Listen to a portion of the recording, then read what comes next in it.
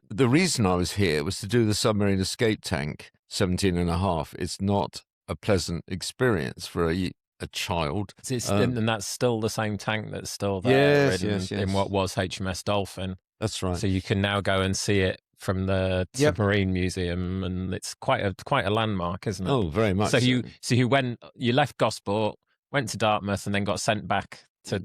Loads of us, a busload, came up from Dartmouth.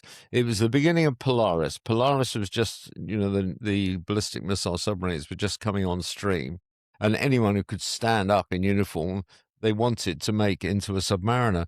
So we had all of 3 or 4 days at Dartmouth. We're back on the bus up here to do the tank. I didn't find it easy, and it was a bit frightening, to be honest with you. Anyway, so by Thursday, I think, we'd done the tank. We're going back to Dartmouth, but we had to go down Privet Road. So I said, could you stop outside number 66?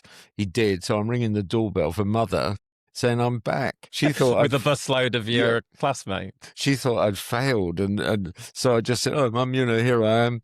And told her the story and drove back to Dartmouth. That's really interesting. What really jumped out at me in that story, Mike, is the importance of the cadet force, which is something the cadets are still a big thing in Gosport, particularly with my involvement in Gosport Marine Festival, seeing the cadets. And actually, I think the roots of the festival, I'm going to learn more about that in further podcast conversations that I've got lined up. But I think originally it kind of really came out of the Sea Cadets based at Hornet, the Marine Festival did. Makes sense. But then also what really leaped out from your story was this thing of, it wasn't, these days, it feels like the armed services are really desperate for people to join.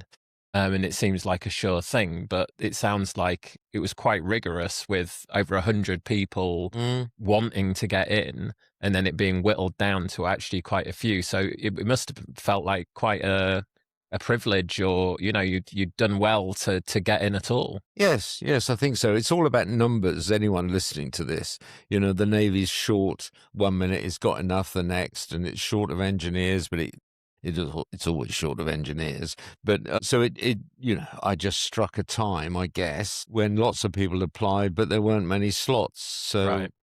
Which was in the, I'm guessing, early 60s, was it? Late 50s, early 60s? I'm trying to do the maths. Oh, dear. I joined the Navy. You were 17 and a half, you say? Yes. You were 45, born in 45, so 62, 63? January 63. Right. There you go. That's a long time ago. Nelson didn't. No, he wasn't around. So, and you were saying it was interesting that there was a lot of recruitment going on for submariners. Yes. But from what I know, you didn't end up in the submarine service. How come? Because I fought like crazy. I didn't want to be a submariner. Right. As simple as that. But they didn't give up because it appeared in the Portsmouth Evening News that I wanted to be a submariner.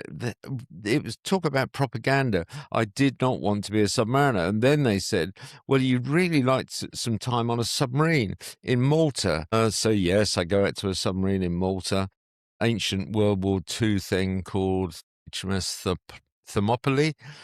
And, you're 17 and a half. No, I was 18 by then. You're underwater, the thing's creaking away, and, living in absolutely appalling conditions. Well, you don't have a bunk. They roll the torpedoes together, and you live in the gap. You want me to sign a bit of paper that this is the way forward? No, thank you. So you managed to avoid it somehow. I did. By just sheer willpower, it sounds like you managed to avoid going under the water. And I'm sure lots of people listening, viewing, want to hear a lot of your stories about your time in the Navy. So much so that we're going to plan to have, I might start its own podcast actually, stories just about your time in the services, collecting those.